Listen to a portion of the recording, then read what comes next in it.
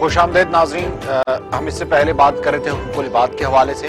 Professor حافظ ساجد انور صاحب سے، اور جیسے میں نے پہلے عرض کی تھی کہ ہم آج آپ کی ملاقات کروائیں گے ماہر نفسیات ڈاکٹر محمد ظفر اقبال صاحب سے. ان سے جانیں گے کہ جو روزہ ہے اس کے دینی اسپیکٹس تو بہت زیادہ ہیں، اور اس کے ساتھ ساتھ جو ذہنی صحت پہ اس کے اثرات ہیں وہ کیا مرتب ہوتے ہیں اور کس طریقے سے. اور پھر ایک اور بڑی اہم بات آج ہم فائدہ اٹھاتے ہوئے کریں گے، جو یہ کرونا بھی چل رہا ہے، اس کے کیا اثرات مرتب ہوں گے نفسیاتی طور پر ہم سب پہ، اور ہو بھی رہے ہیں ابھی بھی، سوشل میڈیا بھرا پڑا ہے. السلام علیکم ڈاکٹر صاحب. السلام. ڈاکٹر صاحب یقیناً آپ کا رمضان المبارک بہت اچھا جا رہا ہوگا. یہ فرمائیے کہ جو خصوصاً ذہنی صحت ہے انسان کی، وہ سب سے زیادہ ضروری ہے. ظاہر ہے کہ جس کے پاس اچھا ذہن ہوگا وہی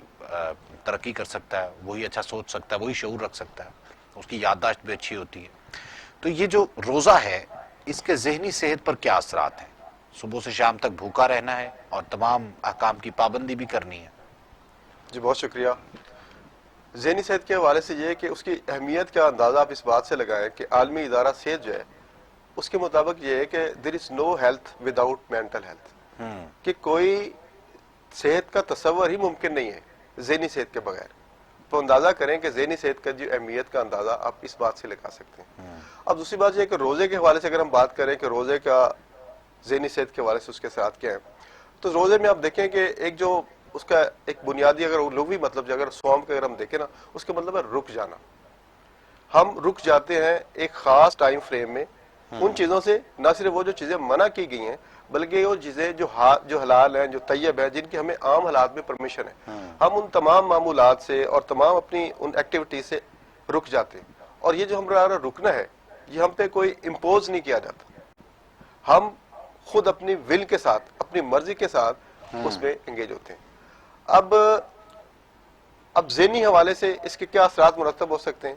اب دیکھیے کہ جب ہم مینٹل ہیلتھ کی بات کرتے ہیں یا جب ہم سائیکولوجی کی بات کرتے ہیں، تو سائیکولوجی جو ہے وہ کسی بھی شخص کی ایک سوچ، اس کے مینٹل پروسیس اور اس کے بیہیویئر کا نام ہے. صحیح. اس کے تھاٹس جو ہیں، اس کی سوچ جو ہے، اس کی جو فکر ہے، اس کا جو کہہ لیں کہ چیزوں کو جو پروسیس کرنے کا اپنے ذہن میں عمل ہے، اور اس کے جو وہ ویسے جو بیہیویئرز ہیں، اس کے جو عوامل ہیں اس اپنی سوسائٹی کے اندر، اس کا جو علم ہے اس کو ہم سائیکولوجی کہتے ہیں. صحیح. اب روزے پہ اس کے کیا اثرات ہوتے ہیں؟ اب دیکھیں روزے میں کیا ہوتا ہے کہ سب سے پہلے ہم جو اپنا مینٹل پروسیس جو ہے نا اس کو ہم ایک دم چینج کر لیتے ہیں. ہمارا وہ جو بھوکا رہنا ہے صبح سے لے کے شام تک، سحری سے لے کے افطار تک کا ٹائم ہے،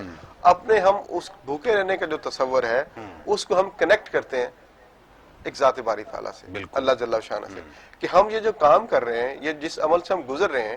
یہ اپنے رب کی رضا کے لیے گزر رہے ہیں. بے شک. اور جب ہم اپنے دماغ کو یہ کمانڈ دیتے ہیں نا تو اس کے میننگز چینج ہو جاتے ہیں. اب جب ہم کسی چیز کے میننگز کو نیگیٹو کر دیتے ہیں تو میننگز کے نیگیٹو ہونے سے ہماری جو باڈی ہے وہ منفی قسم کے کیمیکل پروڈیوس کرنا شروع کر دیتی ہے، جس کو ہم کہتے ہیں جو ہے نا وہ نیورو ٹرانسمیٹرز، جس میں مختلف قسم کے کیمیکل ہیں، جس میں کارٹیسول ہے، ایڈرینالین ہے. باڈی منفی خیالات کے نتیجے میں، منفی سوچ کے نتیجے میں مخصوص قسم کے ایسے کیمیکل جو ہے نا وہ پیدا کرنا شروع کر دیتی ہے، اور جس کے اثرات اس کے ذہن پر اور اس کے جسم پر منفی ہونا شروع ہو جاتے ہیں. لیکن جب ہم چیزوں کے میننگز بدل دیتے ہیں، وہی کام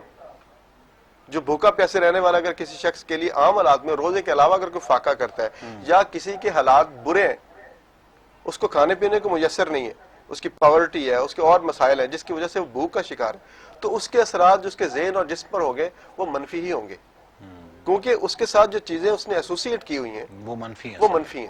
اب چونکہ اس کے جو چیزیں کنڈیشن ہیں، جو ایسوسیٹ ہیں، وہ چیزیں منفی ہیں، لہذا اس کے جو اثرات ہیں اس کے جسم پر، اس کے ذہن پر، وہ بھی منفی ہوں گے. صحیح. اچھا، جب ہم نے اس کے میننگز چینج کر لیے، ہم نے ان اپنے سوچ کو، ان خیالات کو، ان جذبات کو کنڈیشن کر لیا ہے اللہ کی رضا کے ساتھ، بالکل ایک کامیابی کے ساتھ، ہاں، ایک پازیٹیوٹی کے ساتھ، ایک جنت کے ساتھ، ٹھیک ہے نا، تو ہمارے میننگز چینج ہونے سے کیا ہوا کہ ہماری باڈی کا جو ہے نا وہ ریسپانس ہی چینج ہو جاتا ہے. وہ بجائے نیگیٹو کیمیکلز بننے کے جو پازیٹیو کیمیکلز ہیں، جس کے اندر آکسیٹوسن ہے، ٹھیک ہے، جو ہمارے بلڈ ویسلز کو جو ہے نا کھول دیتی ہے، کارڈیو ویسکولر ایکٹیویٹی جو دل کے مسائل ہیں اس کو وہ بہتر کرتی ہے، ٹھیک ہے، انگزائٹی کو، سٹریس کو جو ریلیز مطلب کم کرنے میں اس کا معاون ثابت ہوتی ہے. تو اس طرح کے جو ہے نا وہ جسم جو ہے نا وہ ایسے کیمیکل پروڈیوس کرتا ہے کہ جو آپ کے جسم پہ، آپ کے ذہن پہ، اپنی سائیکی پہ ہماری مثبت اثرات مرتب کرتے ہیں. بلکہ پچھلے دنوں ایک وہ بہت بڑی ماہر نفسیات ہیں کیلی میکگونک، شی از PhD ان سائیکالوجی، تو اس کے ایک جو ہے نا اس نے اسٹڈی، امریکہ کی اسٹڈی ڈسکس کی ہے. اس میں اس نے باقاعدہ طور پہ یہ امریکہ کے اندر جو ہے نا ایک اسٹڈی ہوئی ہے 10,000 لوگوں سے بھی غالباً زیادہ لوگوں پہ، تو انہوں نے اس کا فالو اپ رکھا ہے 4-5 سال تک. تو جب انہوں نے اسے 2 سوال کیے سٹریس کے حوالے سے. ایک سوال یہ کیا ہے کہ کیا آپ سمجھتے ہیں کہ سٹریس جو ہے وہ مہلک ہے، خطرناک ہے، جان لیوا ہے؟ اور دوسرے گروپ سے یہ سوال کیا کہ آپ کیا سمجھتے ہیں کہ یہ خطرناک ہے کہ نہیں ہے؟ جب انہوں نے 5 سال کی اسٹڈی کے بعد جب نتائج مرتب کیے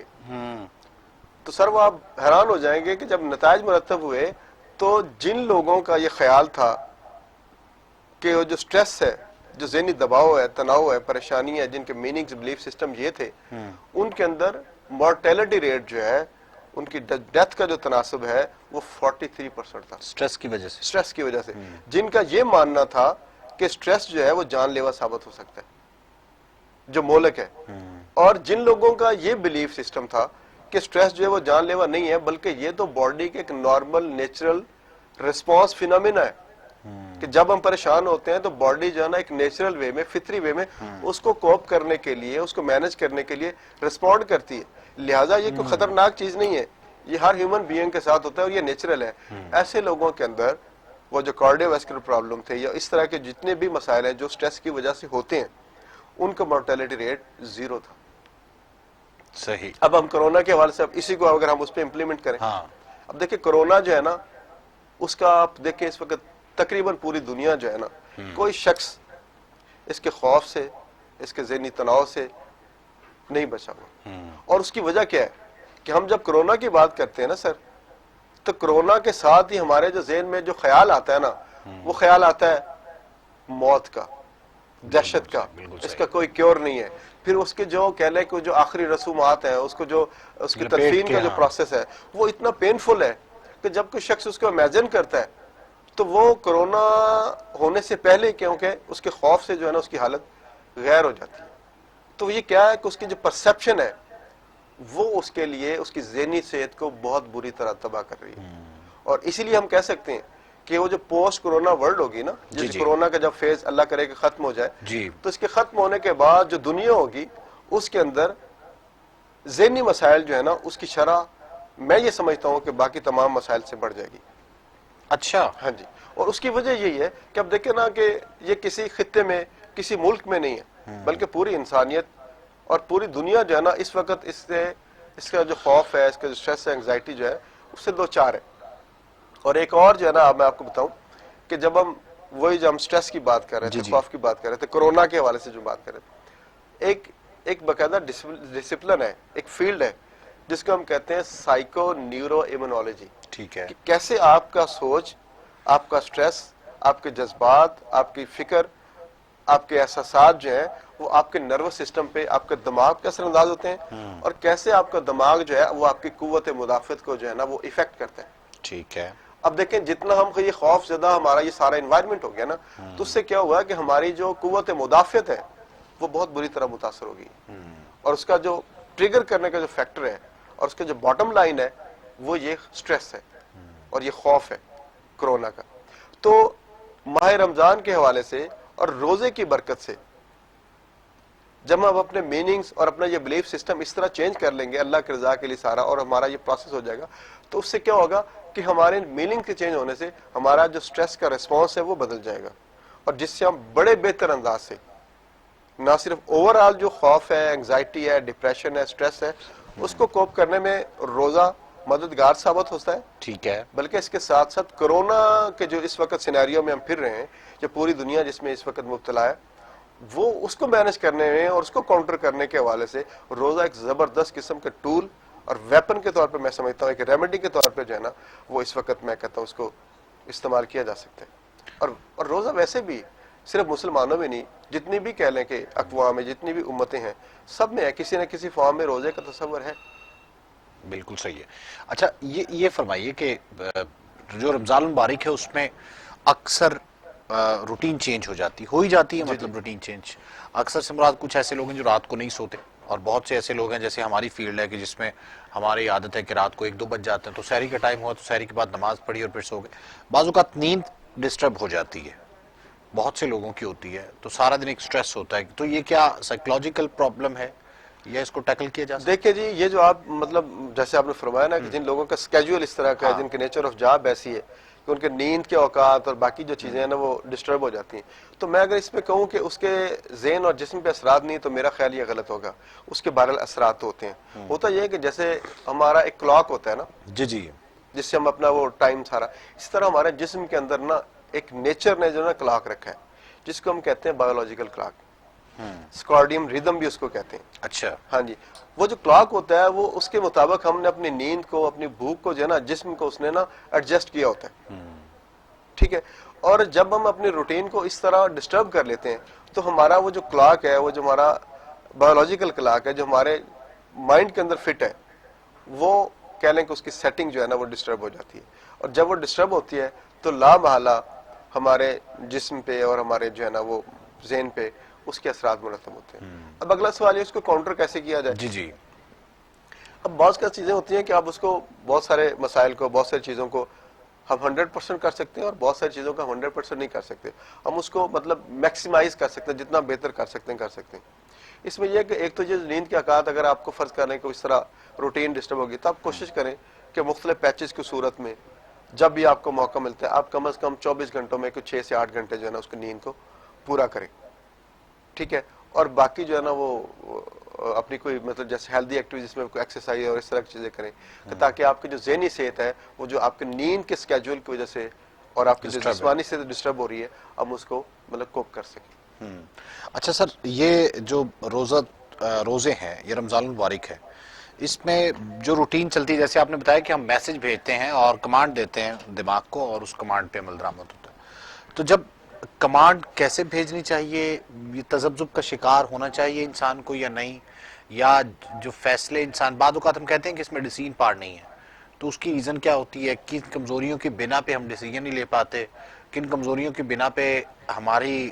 جو ایکٹیویٹیز ہیں وہ مشکوک سی ہوتی ہیں، کن ان کی وجہ سے ہم اپنا معافی ضمیر بیان نہیں کر سکتے، یہ ساری چیزیں بھی، یہ پرابلم بھی اس میں ہے۔ اب ڈیسیژن پاور کی بات کر رہے ہیں یہ مطلب روزے کے حوالے سے اس کا کچھ نہیں، آپ ڈیسیژن پار کے حوالے ڈیسیژن سے پار کی کیا بات کر رہے ہیں۔ روزہ جو ہے وہ اس کو بھی، اس سینس کو بھی ہماری مضبوط جی بناتا ہے؟ ڈیسیژن پاور دیکھیں جی، یہ کوئی مطلب کہہ لیں کہ ایک سنگل فیکٹر جو ہے فینومینا نہیں ہے ڈیسیژن پاور۔ جب ہم ڈیسیژن کرتے ہیں نا بیسیکلی یہ ہمارا کوئی بھی سٹیپ ہوتا ہے یا ہماری کوئی بھی لرننگ ہوتی ہے وہ انفرادی طور پہ نہیں ہوتی، بلکہ ہمارا کچھ سابقہ جو کہہ لیں کہ لرننگ ہوتی ہے یا ہمارے جو سابقہ تجربات ہوتے ہیں ہم اس کی روشنی میں ہی جو ہے نا فیصلے کرتے ہیں اور اسی کی روشنی میں جو ہے نا ہم اپنے نئے سٹیپس لیتے ہیں۔ اب جن لوگوں کے اندر ان کے ماضی کے اندر کہہ لیں کہ سٹریس کا ایلیمنٹ رہا ہے یا بعض لوگوں میں ایسا ہوتا ہے کہ کچھ لوگوں کی فیملی کے اندر جو ہے نا ڈیسیژن میکنگ نہیں ہوتی یا ڈیسیژن پاور نہیں ہوتی، یہ چیزیں جو ہوتی ہیں نا ان کے جینز میں ہوتی ہیں۔ جینز میں ہوتی ہیں، ٹھیک اور ہے۔ میں اس کو مزید مطلب واضح کرنے کے لیے جو ہے نا میں ایک ماڈل ہے اس کے حوالے سے میں ذکر کروں گا کہ ایک ماڈل ہے جس کو کہتے ہیں بایو سائیکو سوشل ماڈل، کہ آپ کا جسم، آپ کی سائیکی اور آپ کے سماج، آپ کا انوائرمنٹ، آپ کا ماحول، یہ تینوں چیزیں مل کے ہی آپ کی ڈیسیژن پاور، آپ کی سائیکی اور باقی ساری چیزیں جو ہے نا اس کو ترتیب دیتی۔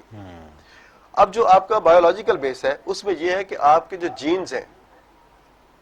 جو ہم پیدائشی طور پر اپنے والدین سے، اپنے پیرنٹ سے انہیرٹ کرتے ہیں، جی جی تو اگر کسی شخص کے جینز کے اندر اس کی فیملی کی طرف سے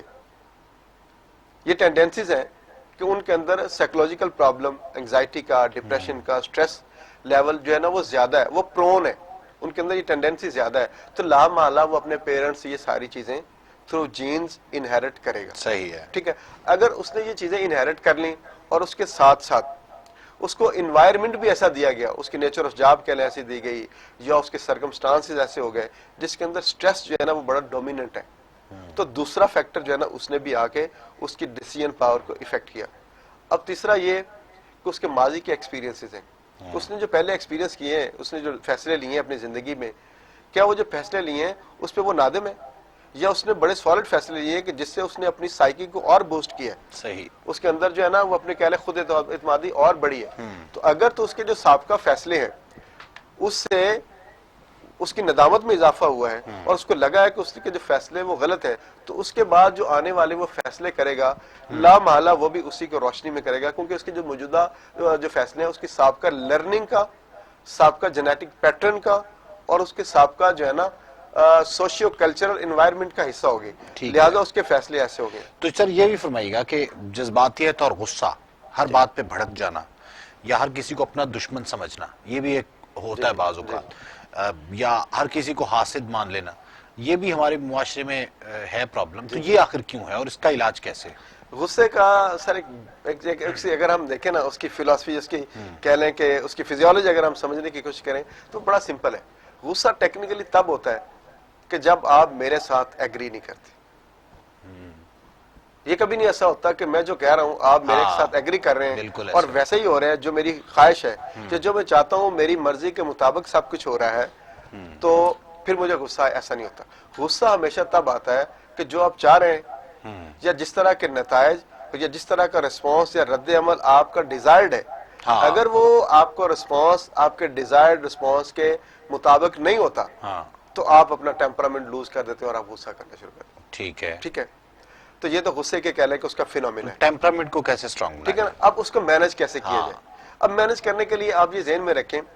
کہ یہ ضروری نہیں ہے کہ میری جو رائے ہے یا جو میں سوچ رہا ہوں وہی درست ہے, یا میری سوچ یا میری رائے ہی حتمی ہے. جو دوسرا بندہ ہے جس کے ساتھ میں غصہ کر رہا ہوں پورا ہیومن بینگ ہے, ٹھیک ہے نا, اس کی اپنی سوچ, اپنی فکر, اپنی نظریہ اور ایک اپنا سٹانس ہو سکتا ہے. جیسے میں اپنی جگہ پہ درست ہو سکتا ہوں تو اس کی رائے بھی اتنی ہی درست ہو سکتی ہے. لہٰذا مجھے اپنے اندر اتنی سپیس کریٹ کرنی چاہیے کہ میں اس کی رائے کو اور اس کی فکر کو اور اس کی سوچ کو اور اس کے رد عمل کو جو ہے نا قبول کروں. دوسری بات یہ آپ اس کو اس اینگل سے بھی اس کو مینج کر سکتے ہیں کہ میں چاہتا ہوں کہ سب کچھ میری مرضی سے ہو جائے, ٹھیک ہے, تو جیسے میرے سے جو سبارڈینیٹ ہیں, میرے سے جو جونیئر ہیں یا میری جو فیملی ممبرز ہیں جن پہ میرا غصہ یا میرا آرڈر چلتا ہے, تو کیا میرے سے بھی کچھ سپیریئر ہے؟ تو میری ذات, میرے اللہ کی ذات, اللہ جل جلالہ, اللہ رب العزت کی ذات جو ہے نا, کیا اس کے جو احکامات ہیں کیا میں اس کو فالو کر رہا ہوں؟ نہیں کر رہا. اب جب میں فالو نہیں کر رہا تو میں پھر اس کے بدلے میں کیا چاہ رہا ہوں اللہ سے؟ میں اللہ سے اس کے بدلے میں پھر بھی معافی چاہ رہا ہوں کہ یا اللہ بے شک میرے سے نافرمانی ہوگی, میں نے تیرے احکام کو نہیں مانا, میرے سے بحیثیت انسان غلطی کوتاہی ہوگی, لیکن میں تیرے حضور جو ہے نا پھر بھی معافی کا طلبگار ہوں. تو جب آپ اپنی غلطیوں کے حوالے سے تو معافی چاہ رہے ہیں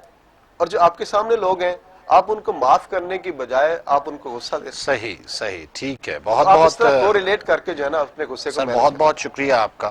ڈاکٹر صاحب, اس حوالے سے گفتگو جو ہے وہ ہمارے ساتھ کی. ایک وقفہ لیں گے اور وقفے کے بعد جیسے ہی واپس آئے ہمارے ساتھ علامہ کاشف شیخ صاحب ہوں گے اور ان سے بھی گفتگو جو ہے وہ کریں گے. گفتگو سلسلہ جاری رہے گا اور اسی طرح انشاءاللہ ڈاکٹر صاحب کو ہم کبھی کبھی زحمت دیتے رہا کریں گے تاکہ یہ مفید مشورے بھی ہمیں دیں کہ ہم انزائٹی, ڈپریشن اور ان چیزوں پر کیسے قابو پا سکتے ہیں اور روزے کے اس پر انسانی صحت پر اور ذہنی صحت